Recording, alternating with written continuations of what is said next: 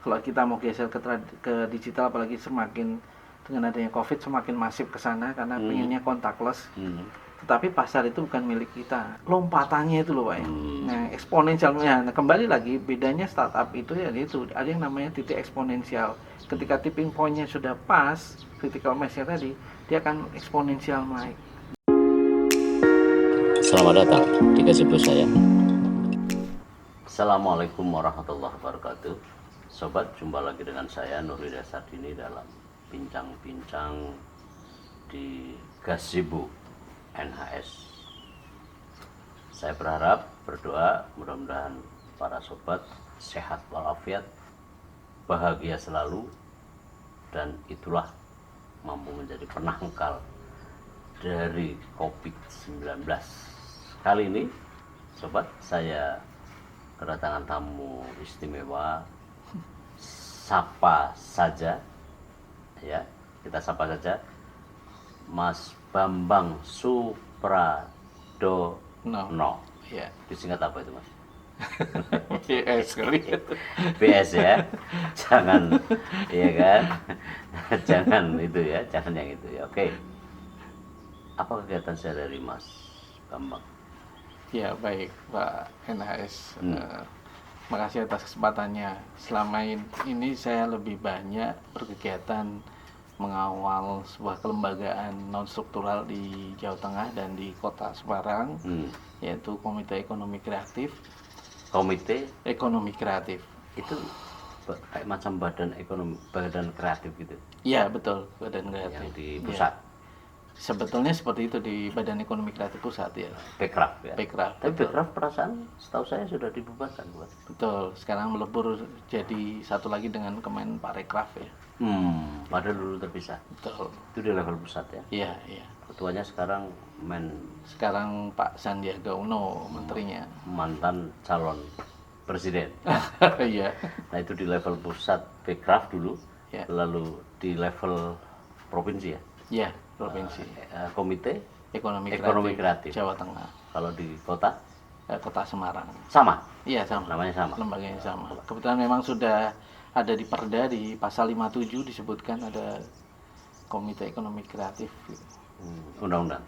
Di peraturan daerah. Oh peraturan daerah, Ya. Peraturan provinsi? Ya, provinsi. Di Undang-Undang Ekonomi Kreatif cuma disebutkan akan ada lembaga ekonomi kreatif, cuma sampai sekarang juga tidak tahu tuh bentuknya seperti apa. Dan kayaknya nggak akan keburu lah. Nah, begitulah Pak.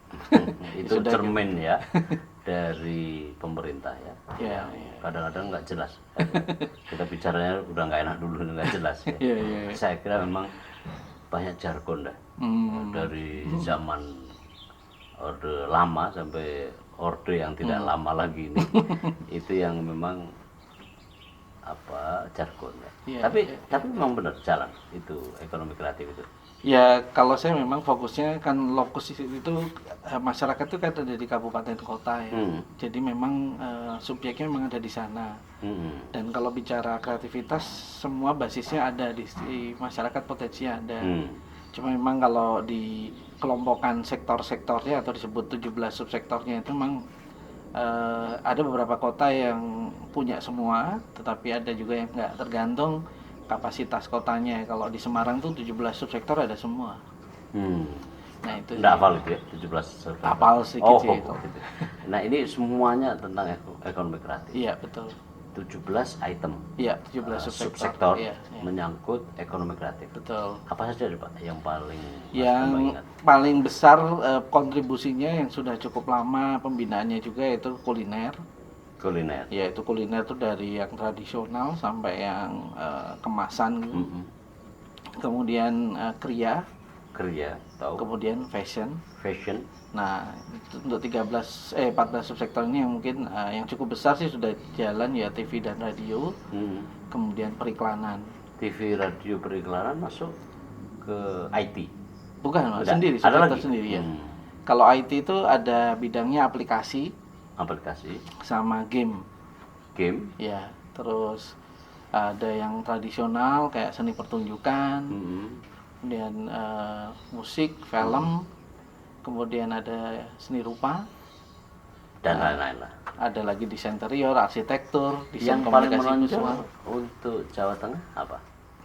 Tetap di andalan tiga subsektor tadi, kuliner, kria, dan Kuliner, kria, fashion. dan fashion. Karena itu sandang pangan papan itu. Menyentuh langsung ya Iya, kebutuhan masyarakat. Iya. Kalau film, Film sebetulnya ada di komunitas Pantura itu banyak. tapi malah masuk dalam ekonomi kreatif. Iya, Pak. Masuk, Pak. Film, video, dan animasi satu Itu subsektor. berkembang di Jawa Tengah. Cukup berkembang. Misalnya di daerah mana? Kalau yang cukup bagus itu Tegal, Pantura tuh cukup berkembang. Kendal tuh ada koperasi film, Kabelan Koop iya? namanya. Kemudian Purbalingga juga komunitas Kalau filmnya bagus. Purbalingga sudah dari dulu itu. Iya, itu. Bagus-bagus ya. Semarang? Semarang masih coba kita rintis sih, Pak. Ini sudah mulai kemarin sudah ada dalam rangka film nasional, kemarin kita muter satu film sih. Kemudian dibawa Dinas Pariwisata yang menginisiasi kegiatan itu. Tapi dari pemerintah juga. Iya, betul. Tidak tumbuh dari kreasi masyarakat gitu. Iya, belum begitu seperti Purbalingga, Tegal sih. Kalau di Tegal sudah punya film turah, kalau di Semarang memang belum itu. Itu turah punya Tegal. Tegal. Oh, Iya. Iya. Itu turah itu punya Tegal. Iya, betul, Pak. Saya baru tahu itu. Kalau Purbalingga apa? Purbalingga saya belum tahu kan filmnya, Pak. Kalau yang ada sih memang film-film dokumenter diputar sama masyarakat kayak di Kendal itu gitu. Jadi dia koperasi multiplatform, jadi pengen masyarakat penonton juga bagian dari anggota koperasi, pemainnya juga anggota koperasi.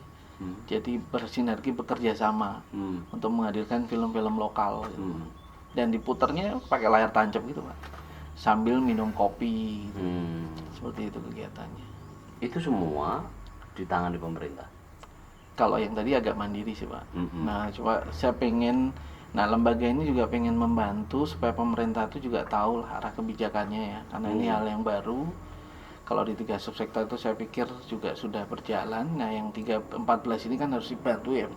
Cara pendekatan pengembangan bisnisnya kan pemerintah banyak kurang memahami di situ. Nah, lembaga komite ini sebenarnya tadi untuk membantu think tanknya pemerintah untuk jadi mediator antara pelaku dan jadikan program-program di pemerintah. Jadi posisi ekonomi kreatif ini, komite ekonomi kreatif, bagian dari struktur pemerintahan. Iya, lembaga non struktural.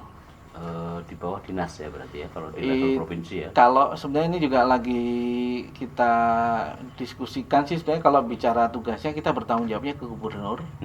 Nah, tentunya memang kalau bicara nomenklatur dinasnya ada di pariwisata. Cuma kalau Satkernya itu, cuma masalahnya kalau di kementerian ada Kementerian Pariwisata dan Ekonomi Kreatif. Nah, di dinas biasanya dicampur-campur gitu.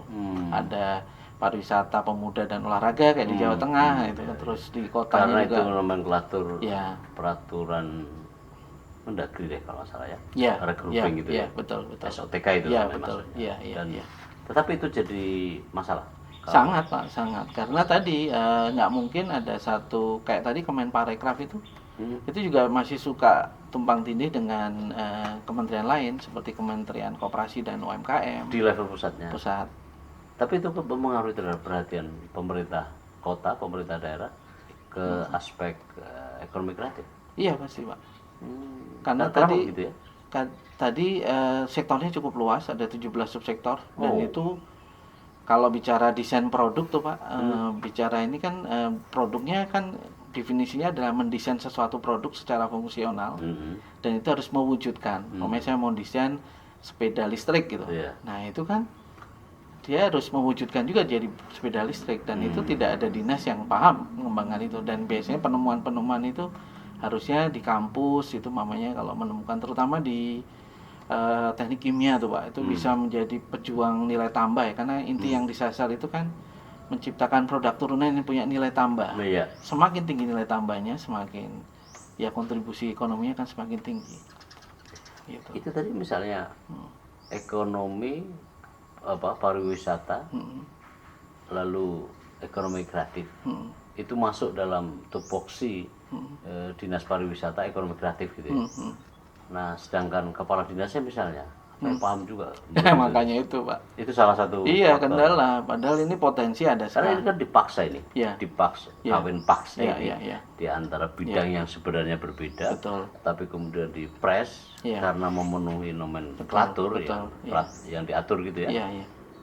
Lalu kan pasti alih-alih menguatkan nilai tambah tadi itu, sedangkan pemahaman sendiri kadang-kadang ini gejala itu di Jawa Tengah juga terasa. Iya sama, iya betul terasa sekali Pak. Karena yang sebetulnya yang paling penting itu adalah kita kan mengalami yang namanya bonus demografi. Oh iya. Nah itu kan Jawa Tengah kalau menurut Bappenas diprediksi 2033 akan menuju aging populasi. Itu kan yang bahayanya nanti dependensi rasio. Karena ada jebakan yang namanya middle income trap. Iya. Nah itu kalau pendapatannya tidak tinggi, Iya. nah dia akan menjadi beban. Usia-usia produktif ini masih menanggung dengan usia-usia yang tidak produktif. Nah di Semarang aja sudah indeksnya 41%. Jadi dari 10.000 orang itu menanggung 4.100 tidak produktif. Itu akan jadi masalah kalau pendapatannya tidak tinggi. Nah untuk bisa pendapatannya tinggi ya harus tadi punya nilai-nilai tambah produk. Kan selama ini basis ekonomi kita, makanya kalau di Jawa Tengah tuh masih industri manufaktur alas kaki, ekstraktif dari luar gitu. Paling juga pertaniannya juga masih komoditas, belum ada nilai tambahnya. Itu tidak akan bisa nembus angkanya. Kalau di Semarang itu income per kapitanya masih 6.500. Nah, yang cukup ideal itu harusnya harapannya Pak Jokowi katanya di 2045 itu pendapatan kita sudah 24.000 US dollar.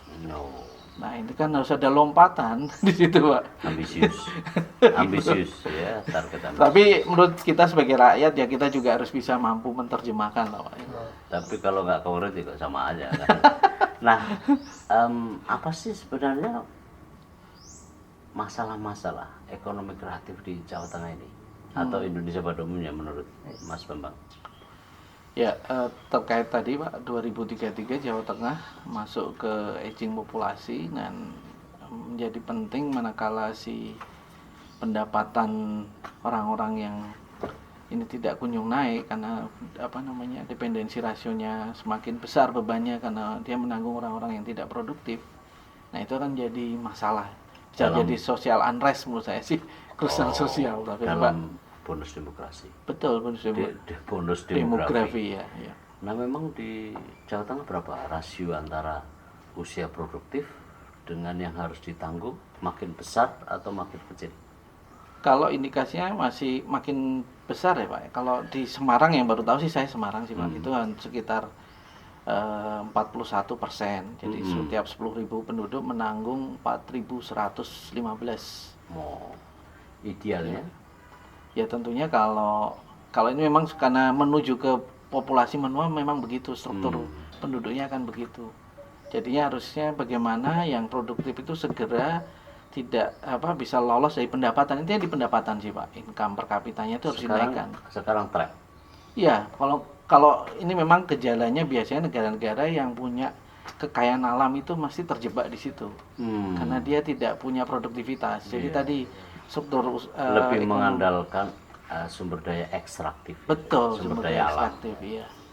Makanya sumber daya alam, konsumsi, produktivitas. Betul, ya paling juga kalau usaha ya jadi dagang hanya trading aja sih. Tidak ada nilai tambah. Nah, itu makanya ekonomi kreatif concern di situ, Pak. Jadi masalah di Jawa Tengah, ekonomi kreatif belum tumbuh seperti harapan. Sebetulnya sudah tumbuh, tetapi kan lagi-lagi kita mau naikin pendapatannya belum standar untuk yang ideal nanti ketika ini yang namanya dependensi rasio. Jadi bonus demografi yang bahaya kan bisa sepenuhnya kita menerima manfaat ya, kalau begitu ya. Kalau itu tidak dioptimalkan kreativitasnya, makanya itu jadi penting. Kan konsepnya begini, bonus demografi itu adalah ketika usia produktif mampu, ya kan, sebagai pemain andalan gitu ya dalam ekonomi, dan saat bersamaan usia yang belum atau sudah tidak produktif mengandalkan pada usia produktif, kan begitu? Iya. Kan begitu? Iya. Nah, di Jawa Tengah belum tampak seperti itu. Ya itu tadi Pak, kekhawatirannya adalah ketika dia tidak menjalankan, kan yang paling penting itu kan ada yang Kalau tadi kan ya komoditas. Kalau sekarang andai pun didorong dengan jumlah investasi masuk lah, industri alas kaki dan TPT, tekstil dan produk tekstil itu digenjot, itu sih banyak mencetak tenaga kerja dengan gaji yang tidak memungkinkan untuk lepas dari jebakan middle income trap tadi. Nah, untuk bisa melompat ke situ adalah dia harus memproduksi sesuatu basisnya bisa knowledge based economy atau innovation based economy. Nah, itu kuncinya kan ada di kreativitas. Kalau ia bisa membuat produk-produk dengan nilai tambah tinggi, penghasilannya pasti naik. Kalau cuma jadi tenaga kerja, ya biasa, tenaga kerja biasa yang mengandalkan pada pekerjaan-pekerjaan. Betul. Sebagaimana biasanya, betul. Itu tidak memberi nilai tambah, betul, karena nilai tambah itu didapat dari mereka, gitu ya, yang bahkan tidak punya modal atau modal sedikit, lalu karena kreasi, inovasi, ya kan, invensi juga, betul, lalu kemudian menghasilkan ekonomi, nilai ekonomi, yang punya nilai ekonomi, betul, dan akhirnya mampu menjadi penyumbang dari pertumbuhan, pendapatan, dan seterusnya. Itu juga belum tampak di Jawa Tengah ya?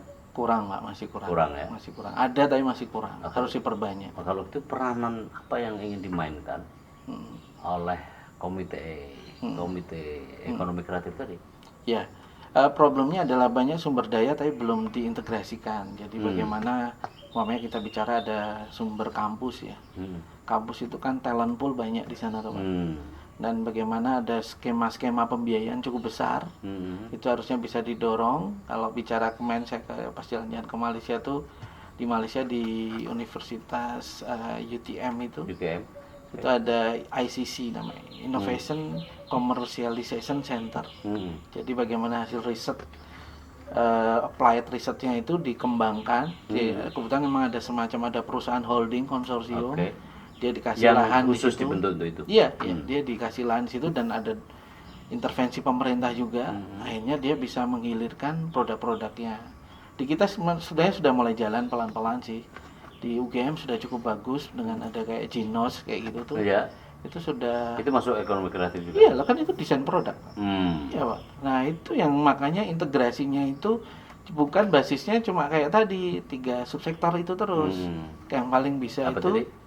Kuliner, kria, dan fashion. Cuma itu aja ya? Ya, walaupun memang tidak juga pertanian kita kan juga selalu tidak bisa jadi tuan rumah juga masih banyak masalah lah menurut saya. Dan kalau seandainya kita bisa punya produk pertanian yang bisa ekspor kayak kopi aja kita masih kalah sama Brasil.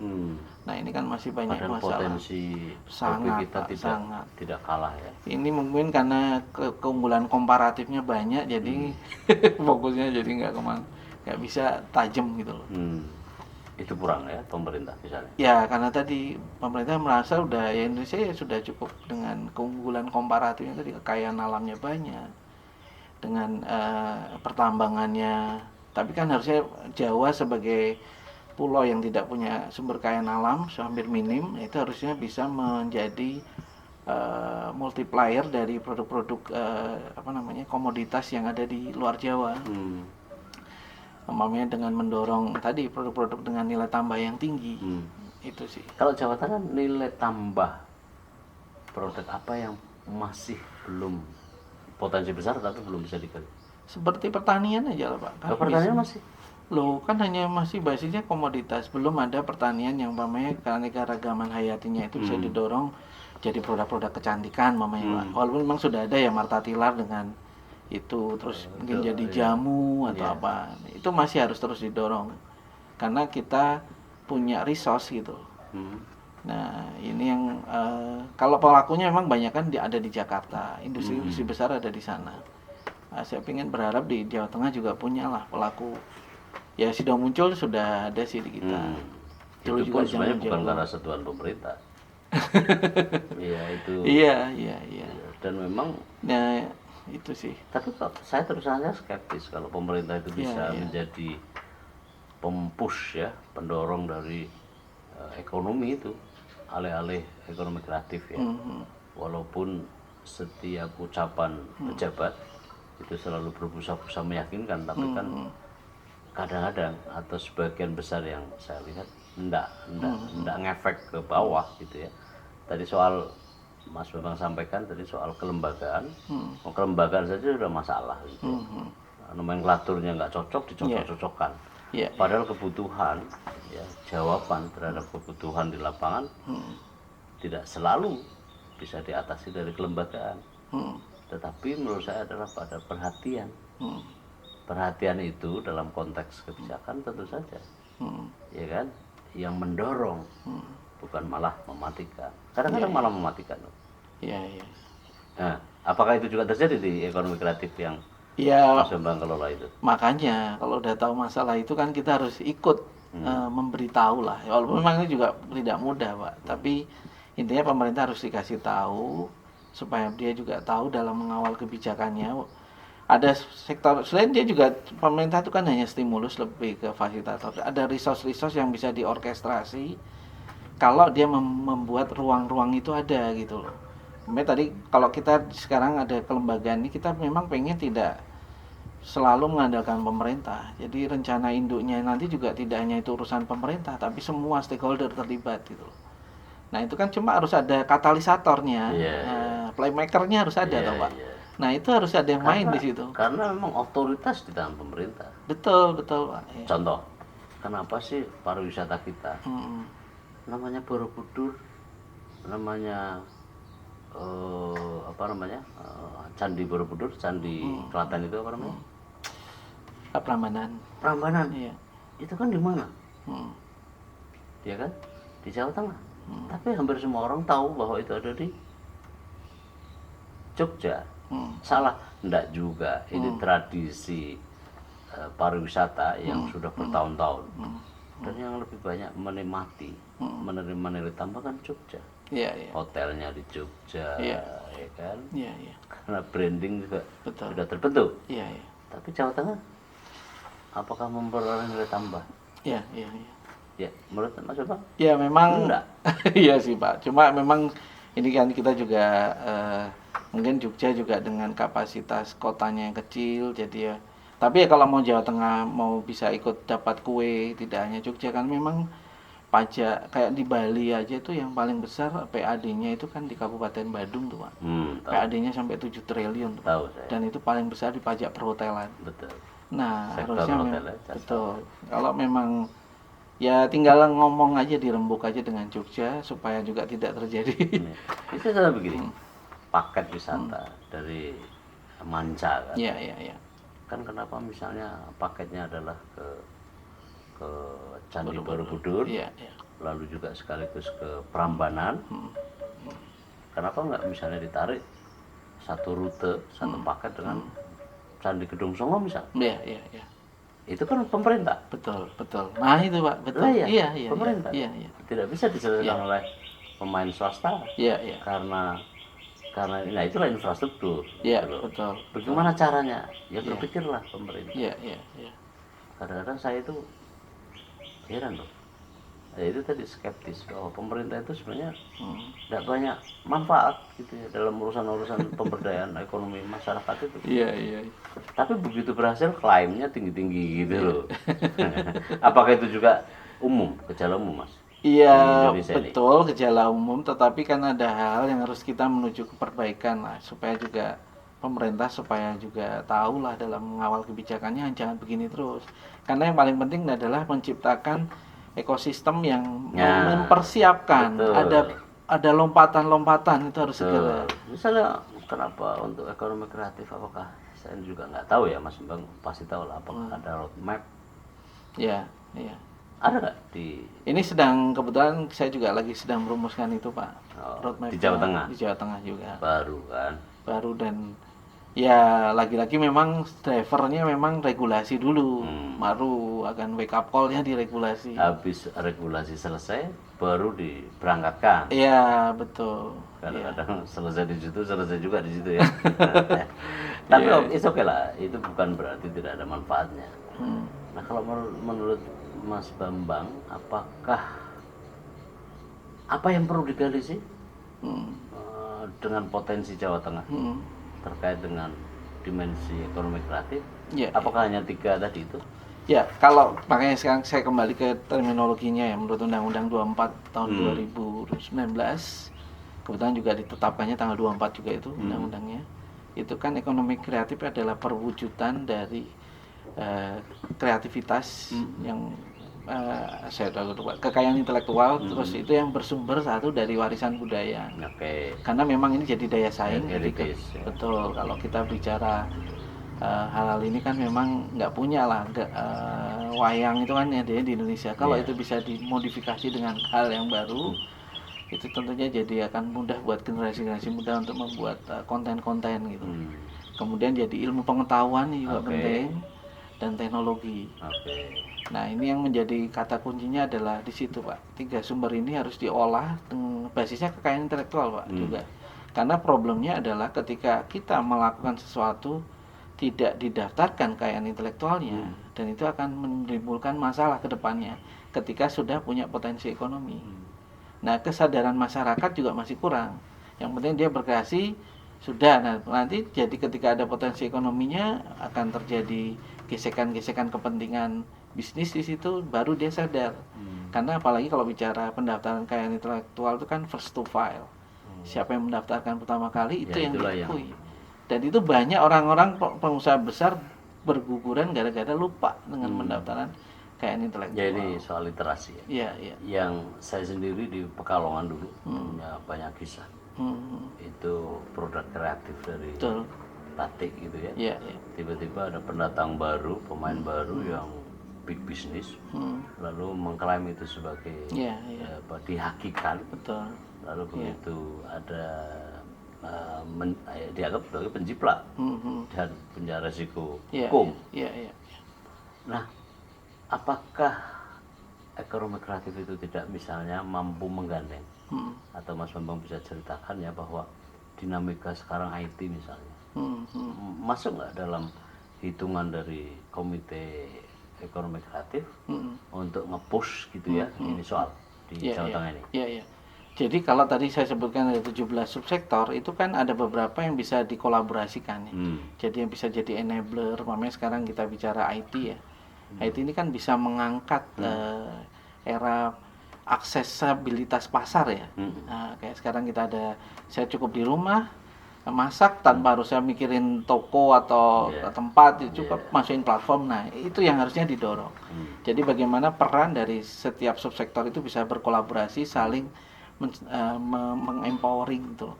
Sampai akhirnya bisa naik ke level-levelnya, apakah tadi di level akses pasar, juga sekarang ada yang namanya level akses pembiayaan dengan fintech gitu Pak. Jadi sekarang kalau kita jualan di Tokopedia itu bisa kebaca itu postur omset kita. Dan itu bisa membuat si pengusaha-pengusaha yang berjualan di situ dapat peer-to-peer lending, pembiayaan lah. Kalau mau ada pinjaman ditawari karena sudah kelihatan aktivitas usahanya gitu loh. Banyak hal kayak pengamen di jalanan itu kan, kalau kepikiran mau punya rumah mungkin nggak kebayang ya. Tetapi sejak adanya ada semacam payment ketika orang nyawer, dia pakai QR code, kris, sekarang yang lagi ditrenkan oleh BI, itu bisa kelihatan financial statementnya dia, dan itu bisa jadi dia tunjukkan ke bank, dan itu bisa dia punya kapasitas bayar angsuran rumah gitu loh. Nah yang kayak gini ini mah harus didorong, baik dari sisi konten yang digital. Kadang problemnya yang buat makanan itu tidak bisa naik kelas karena kemasannya kurang menarik. Nah, itu harus dibantu oleh yang buat desain produk, buat kemasannya menarik, jadi harganya punya nilai tambah. Sampai akhirnya bisa tergeser nilai tambahnya. Kayak bicara singkong, kalau bicara sampai kitela yang cuma sekilonya sekilonya kalau nggak salah 2.000, tapi jadi kitela cuma 200 gram itu harganya sudah 24.000 lah mamanya. Nah kayak gini kan harus didorong supaya tadi akselerasi lompatan. Karena begitu banyak hal yang tidak bisa dilakukan oleh masyarakat Misalnya soal kemasan, packing gitu ya. Itu kan kalau saya kira sama dengan ini. Apa sih hebatnya Starbucks? Saya itu kalau sekali waktu untuk ngopi di Starbucks, masa itu enggak ada itu bedanya gitu. Karena saya misalnya ke Padang, ke Aceh, kebetulan Aceh ini kopi, itu enggak kalah nggak kalah cita rasanya itu. Iya, iya. Tapi kenapa kita juga kalah sama Starbucks? Iya, Ya memang ada problem selera global. Beli gengsi kadang-kadang. Betul, betul, iya. Tapi kan bukan berarti kita tidak bisa. Bisa, iya, seperti itu. betul. Iya, Pak. Iya, iya. Iya, Iya kan? betul, iya, iya. Ya memang problemnya juga di kita, negara yang mayoritas konsumen ini sudah terlalu perfeksionis dengan suatu produk ya. Karena memang apalagi sekarang udah digelontorin produk-produk Cina ya. Jadi kayak kalau harga mau murah, sesuatu harga gitu ya. murah. Padahal ya harus ada keberpihakan lah. Umpamanya bagaimana produk itu harus, makanya tadi problemnya pendekatan pemerintah tuh biasanya selalu di sisi hulu. Hanya ngasih pelatihan lah, ngasih apa pembimbingan, tapi di sisi hilir tidak, di skema-skema pembelian produknya tidak ada insentifnya. Habis itu selesai. Iya, iya. Itu kan kelakuan pemerintah begitu. Jadi begitu dikumpulkan, bikin undang-undang, bikin peraturan, Iya, ya kan? Actionnya memang dipanggil, diundang, kadang-kadang cuma sosialisasi, habis itu presensi, cukup selesai. Iya, iya. Padahal kan mata rantainya banyak, Mas. Betul, Dan betul, justru Pak. yang paling menentukan kan produk, kemasan produk, ya kan? Lalu marketing, Iya, iya. ya kan? Iya, betul, betul. Nah, itu kan makanya saya juga lagi baru sih Pak, NHS mendorong kelembagaan ini. Baru dari 2019 tahu-tahu ada Covid, terus sekarang baru dibuat perdanya, itu pun hanya dulu cuma dibekali SK. Terus nanti juga pasti kalau setelah ada perda juga harus dirumuskan SK barunya. Nah, cara kerjanya ini juga nanti kita juga lagi coba terlibat dalam sisi perumusan juga kebijakannya, di pengaruh utamaannya juga harus masuk di RPJMD. Yang kayak gini ini kan memang hal-hal yang tadinya kita basisnya kreativitas, terus kerjanya kerja struktural gitu, harus ngerti cara kerjanya pemerintah gitu loh. Nah, cuma kalau yang kreatif terus gitu dan pemerintah tidak dikasih tahu, ya ini ya begini. Atau masalahnya di pemerintah sendiri ya. Iya. Saya kira kalau memang dia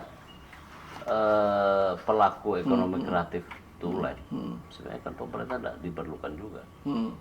Dan pemerintah akhirnya juga nggak bisa klaim juga. Gitu ya. Betul, betul. Iya kan? Iya, iya. Satu dari 17 item yang Mas Bambang tadi sebut itu dalam ekonomi kreatif ya, memasukkan juga IT, Iya, iya. informasi, teknologi informasi. Kalau di Jawa Tengah misalnya atau Indonesia pada umumnya, apakah sudah ideal begitu pertumbuhannya, perkembangannya, nilai produktivitasnya atau nilai tambahnya? Kalau dari sisi kesiapan penduduknya sih sudah sih Pak, karena penduduk kita kan IT readiness-nya walaupun cuma hanya menggunakan media sosial, tetapi interaksinya sudah intens. Cuma tinggal bagaimana digeser untuk lebih ke produktif. Nah, angkanya sudah cukup signifikan, sekitar 170 juta pengguna medsos kita. Besar sekali itu dan intens. Itu apa tingkat penetrasi kita terhadap dunia maya ya? Iya, iya, iya. Situ kan berarti mereka tidak ada gagap teknologinya sudah hilang lah, hampir 70%. Makin terkikis, makin akrab dengan betul. IT gitu. Betul. Nah, tinggal bagaimana ini sekarang digeser menjadi kekuatan ekonomi, dan Indonesia sudah mulai kelihatan dengan adanya 5 unicorn, Pak. Unicorn itu adalah perusahaan-perusahaan IT yang sudah divaluasi itu di atas 10 miliar US dollar per perusahaan. Per perusahaan. Iya. Maaf, 1 miliar US dollar. Kalau yang Dekakon itu, yang Gojek itu sudah 10 miliar US dollar. Nah, sekarang Tokopedia dan Gojek itu sudah merger, itu sudah divaluasi hampir 18 miliar US dollar, atau sekitar 120 triliun. Dan itu menunjukkan ada lompatan kontribusi yang luar biasa dari sektor ini. Dengan cuma satu perusahaan, 2 perusahaan di merger aja, Pak. Kalau ini, karena yang paling penting dari kita dengan adanya jumlah penduduk kita kan penduduk nomor 4 terbesar di dunia. Kalau itu didorong aktif menggunakan teknologi digital, akuisisinya jadi lebih masif gitu, itu bisa mendorong lompatan-lompatan tadi teknologi di bidang IT yang jadi memang bukan sekedar sebagai pengguna saja ya. Betul, Pak. Ya. Tapi perlu ditransformasi sebagai misalnya usaha produktif. Betul, kan kalau bisa dilihat sekarang di AP kita lah, Ini ibarat jalan tol sudah dibangun oleh infrastruktur palaparing lah, apalah namanya itu oleh pemerintah. Sayangnya yang lewat truk-truknya Facebook, WA, terus ya Google segala macam. Nah, khas orang Indonesia sebagai konsumen. Betul, sudah. Nah, tapi ya nggak apa-apa lah. Itu sebagai cara pertama ya, tapi kan harus terus diusahakan supaya menjadi transformasi ke usaha produktif. Dan ini memang besar sekali potensinya ya.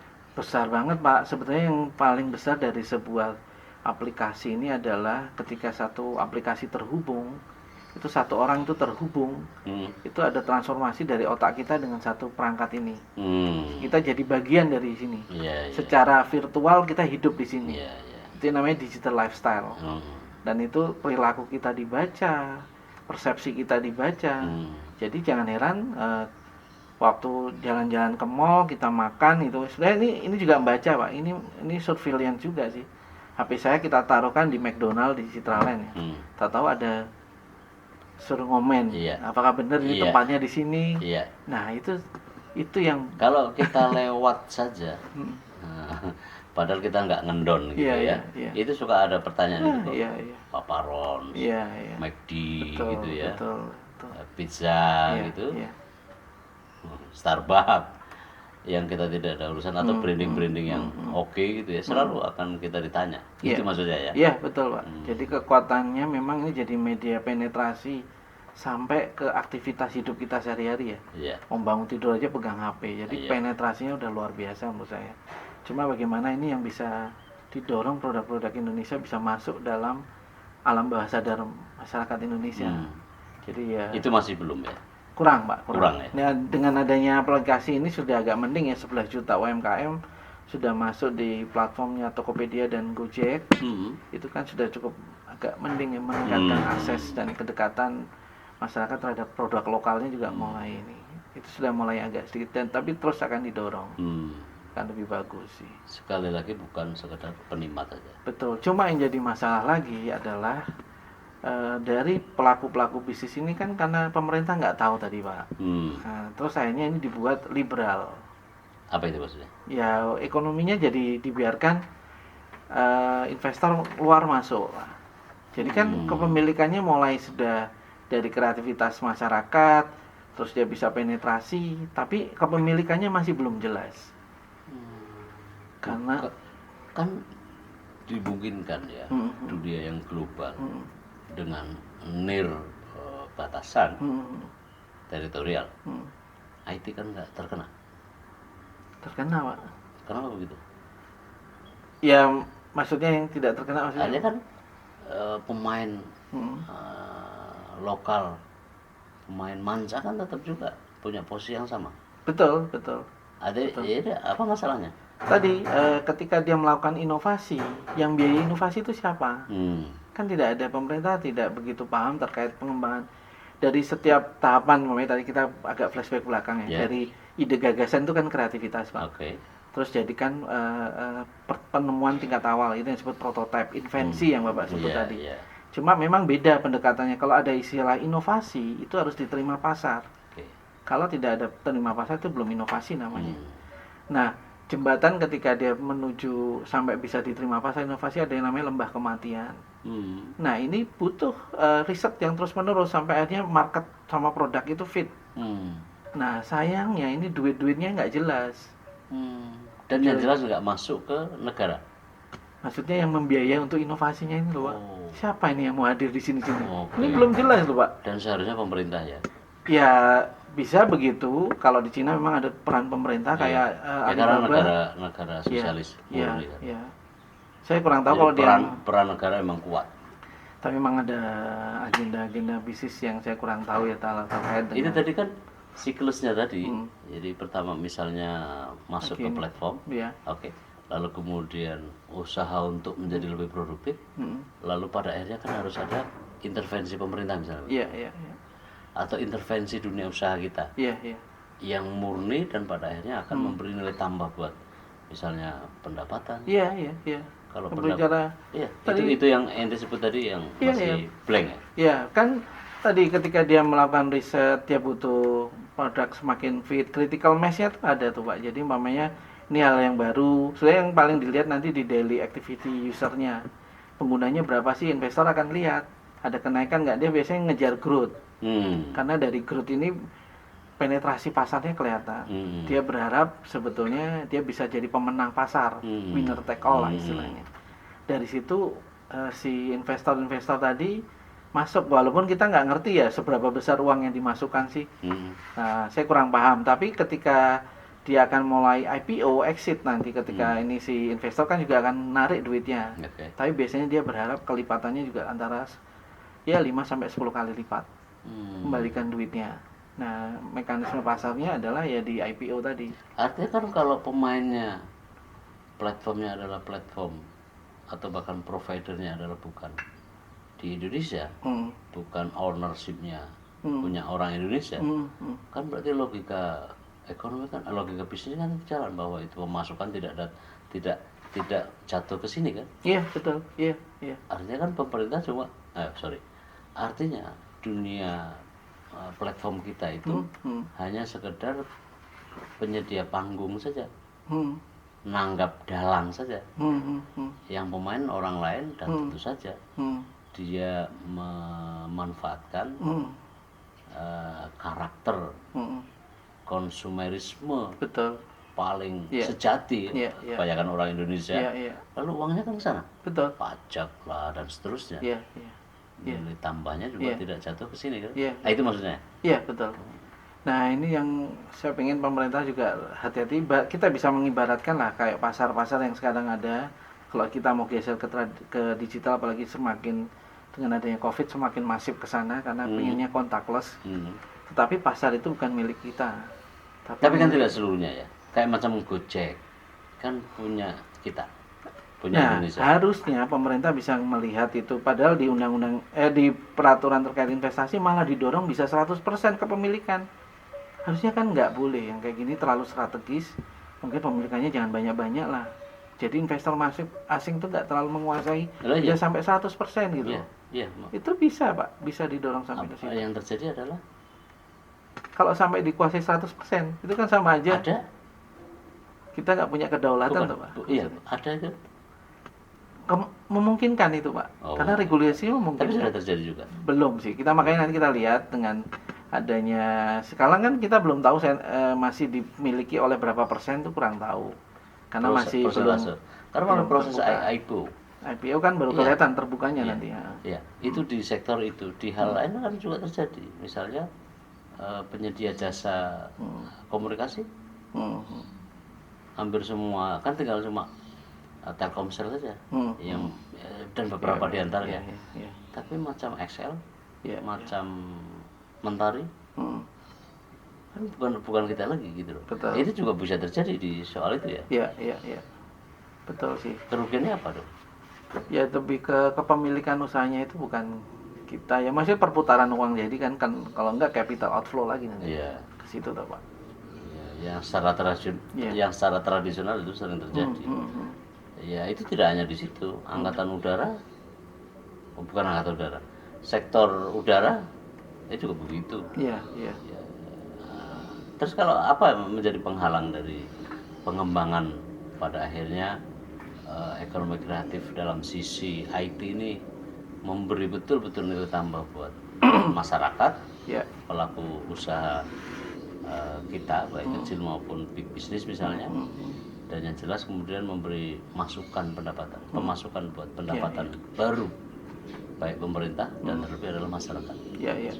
Yang memang kita bisa lihat sekarang memang role modelnya ada di 5 unicorn ini kan. Pemerintah bisa melihat ada sebuah perusahaan baru muncul yang usianya mungkin nggak lama ya, 10 tahun.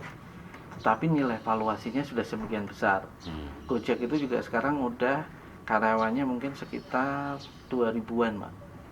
Mana ada perusahaan dalam waktu 10 tahun bisa begitu, dan itu sudah kalau bicara platform itu bermanfaatnya, kalau drivernya ada sekitar 2 juta, pelaku UMKM-nya juga ada 1 juta, bahkan tadi kalau dengan Tokopedia hampir 11 juta, ya itu kan lompatannya itu loh Pak ya. Nah, eksponensialnya. Nah, kembali lagi bedanya startup itu ya itu ada yang namanya titik eksponensial. Ketika tipping point-nya sudah pas, critical mass-nya tadi, dia akan eksponensial naik. Karena tadi interaksinya semakin intens ya. Didorong oleh si platformnya semakin intens. Apapun hidupnya di sini semua. Sekarang kan menimbulkan lazy economy, orang belanja di kasur bisa, bayar apapun bisa. Ini interaksinya akan terus didorong. Nah, kalau ini tidak ada peran kedaulatan di sini, ini akan jadi bahaya menurut saya. Itu sih Pak yang cukup mengganggu. Masalah-masalah apa yang menjadi penghalang Mas untuk bisa sampai ke sana itu? Apakah infrastrukturnya? Padahal kan pemerintah tidak kurang-kurang juga untuk membangun infrastruktur. Tentu ini infrastruktur di bidang IT ya, bukan infrastruktur sarana prasarana fisik jalan.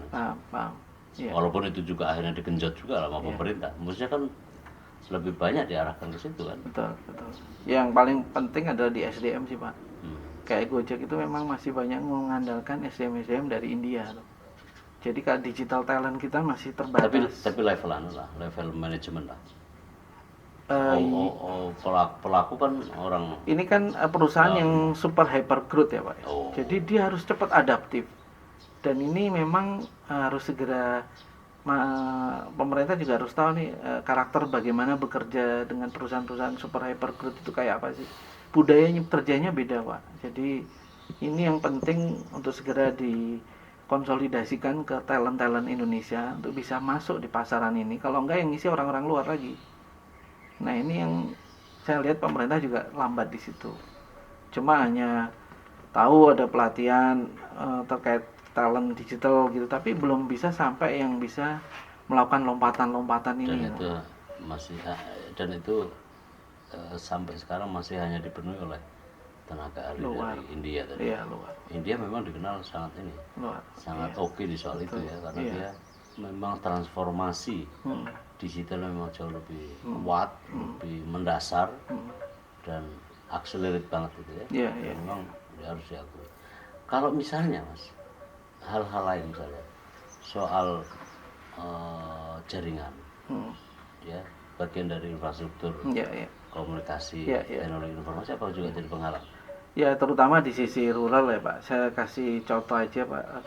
Sebetulnya ada potensi di sisi rural yang bisa didorong asal penetrasi infrastrukturnya sampai ke sana. Jadi kayak di Magelang itu namanya kampung desain. Dan itu salah satu role model yang menarik. Jadi dia adalah kelompok petani muda yang masih pengen berusaha tinggal di desa. Nah, dia melakukan pekerjaan adalah membuat karya-karya mereka itu bisa dijual di luar negeri dengan membuat desain logo. Ada satu platform punyanya Amerika, 99 Design namanya. Dia ikut lomba di situ. Jadi dia coba pitching gitu. Dan yang menarik transformasinya, dia tidak melakukan urbanisasi, dia masih tinggal di desa, dia malam setelah bertani dia melakukan aktivitas. Dia di sawah, siang hari di sawah. Betul.